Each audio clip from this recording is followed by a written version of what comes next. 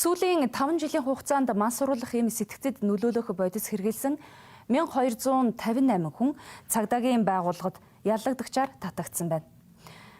Гэвч тус тоон зөвхөн ил гарсан хэрэгүүд бөгөөд үүний цаана далд хичнээн хүн байгааг тааварлашгүй юм а. Яллагдагчаар татагдсан иргэдийн хамгийн залуу нь 13 настай хүүхэд байсан байна. Үүнээс харахад эцэг их асран хамгаалагчид хүүхдийнхээ хаана хинтээ юу хийж явааг сайтар анхаарах, хүүхдтэйгээ ярилцах зайлшгүй шаардлага тулгараад байгааг мэргэжлийн байгууллагуудаас анхааруулж байна. Та бүхэнд үүнтэй холбоотой зарим тоо мэдээллийг дэлгэцэн түргэе. 2022 онд Харт тамхи мансууруулах бодисын хэрэглэнээс үүдэж дэлхийд дахинд 500 мянга орчим хүн нас барсан бол манай улсад 9 хүн нас барсан байна. Харин 1258 хүн сүүлийн 5 жилийн хугацаанд Харт тамхи мансууруулах бодис хэрэглэж улмаар яллагдагчаар татагдсан байна. Тэдгээрийн 90 гаруй хувь нь 18-аас 35 насныхан байсан байна. Харин 69% нь насанд хүрээгүй буюу 13-аас 17 насны хүүхдүүд байсан байна. Яллагдагчаар татагдсан иргэдийн 30% нь гадаад улсад үйлдвэрлэгдсэн синтетик төрлийн Харт тамхи хэрэглэгдсэн тогтоогдсон юм. Тэгвэл Харт тамхи мансууруулах бодис хэрэглэж баригдсан иргэдийн 60 орчим хувь нь цахим сүлжээнээс мэдээлэл авсан бол 40% нь найз нөхдийн хүрээллээрээ дамжуулан мэдээлэл авч байсан байна. Иргэн А 25 настай. Анх 14 наснда Харт тамхи мансууруулах юм сэтгцэд нөлөөт бодисыг үеийн хинтэйгээ хамт нэг л удаа гих бодлоор туршиж өчөө. Гэвч энэ донтуулах бодис учраас түүнээс хойш 10 орчим жил хэрэгэлсэн байна. Тус хугацаанд амьдралын итэх буурч, найз нөхдийн хүрээлэлгүй болж зөвхөн мансууруулах бодисоос хараат болчээ. Угтаа тэрээр нэг л удаа гих сонирхолтой автан насан туршийн донтолтын суурай тавьсан байна. Би анх сэтгцэд нөлөөт бодисын нөлөөнд яаж орсон бэ гэвэл өөрийнхөө бас сонирхлоос олж ер нь орж исэн. Тэгээд яг миний үеийн залуусын иргэн тойрных нь одоо ингэж чөлөөцөө яаж өнгөрөөдөг вэ? Нэгдээ уулзах ямар боломж байсан бэ гэвэл энэ зүйлийг хэрэглээд тэгээд нэгэндээ төрсэн сэтгэлдээ нэгэндээ ярьдаг ч юм уу. Эсвэл хөвчлэн нэг тийм травматай хүмүүс байсан. Тэгээд тэр травмаанаас салахын тулд, мартахын тулд бодисыг хэрэгэлдэг. Сэтгэл зүгээд гэж хүчээр өөрчилдөг гэж таардаг тийм төрлийн одоо яг үе цонхолж эхэлсэн гэх юм уу. Одоо энэ бодисын нөлөө яг Монголд хамгийн хүчтэйгээр дэлгэрж эхэлсэн үе бол одоо ингээ манай үеийн залуучууд юм да. Тэгээ өөрөө бол сонирхлоос ховд нээс дээрээс нь одоо найзууд хэрэгэлдэг те хэрэглээд ингэдэг яриагийн сонсоод энэ өстой гоё юм байна. Нэг үзгийнсэн гэл за ганцуудаа үзэхэд яах вэ гэж бодол аавдаа тэгээ хэрэгжилжсэн да. Энэ бол цагаан дахал гэж нэрлэгдээд буй Харт тамхи мансууруулах бодис донтсон залуусын нийтлэг төрх.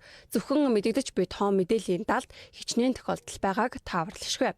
Залуус дотоод мэдрэмж сэтгэлээ тавьшруулахын тулд мансууруулах бодисыг сонгож алдаа гаргаж байна гэсэн үг юм. Өнөө үед эцэг их асран хамгаалагчид хүүхдийнхээ нийгмийн хэрэгцээг хангадгаас өөрөөр сэтгэл зүйн асуудалд нь анхаарал хандуулдаггүйг судалгааны баримтаас харж болохоор байна.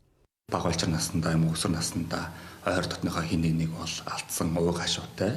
Дээрээс нь тухайн хүний гэр бүлийн аль нэг гишүүн нь бол архины хамааралтай мөрөдөд тоглоомын хамааралтай байсан зүйлүүд бол ажиглагддаг. Үүнээс гадна хүмүүсийн орхигдсан, хаягдсан гэж ярьдаг. Тэр одоо үл хайхарлагын хүч хэрглэл гэж яриад байгаа шүү дээ. Энэ зүйлийг бага улчирнаснаас мэдэрч ирсэн. Тэгэхээр эцэг эхчүүд бол хүүхдүүдээ хоолтой, ундтай, өмсөх зүүх хувцастай тэг материалын бааз нь хангаж өгснөөр хайрлж ингэж ойлгодог бол хүүхдүүд бол тэрийг ерөөсөө хүлээж авдаггүй. Тэгээд тэрнээсээ болоод гэр орносоо дайжих эцэг ихтэйгээ ойлголцоо болох иймэрхүү байдлаасаа болоод энэ бодисын хамааралд өртөх. Дээрээс нь тухайн хүмүүсийн өөрсдөө бага улчирнаснаас сонголт хийх, шийдвэр гаргах чадвар бол маш муу үзсэн байгаа нь ажиглагддаг. Харт тамхи мансууруулах юм сэтгцэд нөлөөт бодис нь туршиж үзэх, тоглож болох тоглоом биш гэж мэргэжилтэн сануулж байна. Энэ нь хүний бие махбод хордох эд эрхний тайруулах эрсдлийг дагуулдаг байна. Дандаа өсвөр насны хүүхэд залуучууд энэ төрлийн гэмтэрэгт холбогдоод байна гэдэг судалгаа гарч байна. За хэрэглээд байгаа шалтгаан нөхцөлийг судлах юм бол бусдыг даган дуурайх сэтлээсээ болоод их сурвалжин тодорхойгүй мэдээлэл авснаасаа болоод за хор уршигын талаарх мэдлэггүйгээс болоод эсвэл найз нөхөд танилын хүрээллээс болоод энэ зүйлийг хэрэглээд байгаа шалтгаан нөхцлүүд байна. За ялангуяа өсвөр насны хүүхдүүдэд танихгүй хүн энэ зүйлийг сануулах юм бол хэрэглэдэггүй. Танил найз нөхдийнхөө одоо ятгалган татаа чи энэ зүйлийг хэрэглээд үзчихээ юу сүртэй миний найз юм бол гэдэг байдлаар нөгөө ятгалган тавцсан байдлаар энэ зүйлийг хэрэглээд За дараагийн зүйл дээр нь болохоор бусдыг даган дуурайх сэтгэлээсээ гэдэг. Миний шүтэн бишэр дээр дуучин жүжигчин энэ зүйлийг хэрэгэлдэг хаана би хэрэглэж үзсэн юм а гэж сүүлийн үед харт эмхтэй тэмцэх газар орж ирээ мэдүүлэг тайлбар өгч байгаа хүмүүс байгаад байна. Тэгэхээр нөгөө бусдыг яалчгүй даган дуурайх сэтгэлээсээ болоод энэ зүйлийг хэрэглээд байгаа ийм шалтгаан төслүүд байна. Харт амих мансууруулах бодис нь хуурамч мэдрэмжийг өгдөг бөгөөд амьдралаа алдах, өөрийгөө үгийг хийх зам руу хөтөлдөг тул хэн нэгний үгэнд итгэж буруу сонголт хийхгүй байхыг эмчилгээ хийлгэж буй залуугийн зүгээс захиж байсан юм а.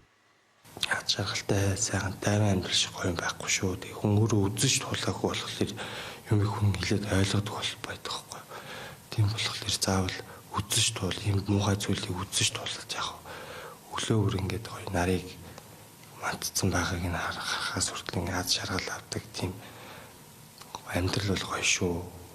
Хийж үзээгүй хийж үзэхдээ зорилго мөрөөдөл та нар зөндөө байгаа. Тийм болохоор тэрийгэ биелүүлээрээ зөвхөн нэг юм нэг шоод өрүүлж нэг юм хайрцгийн дотор ингэж чигцэлдэж юм муухай зүйлийг хийж битээ. Залуунаас харилцаа амьдралаа үрээрэл гэж хэлээ та.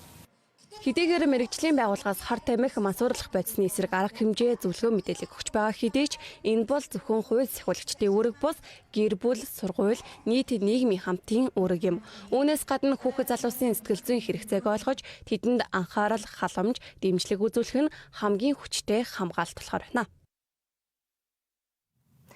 Өнгөрөгч Нэм гарагт Чингэлтэй дүүргийн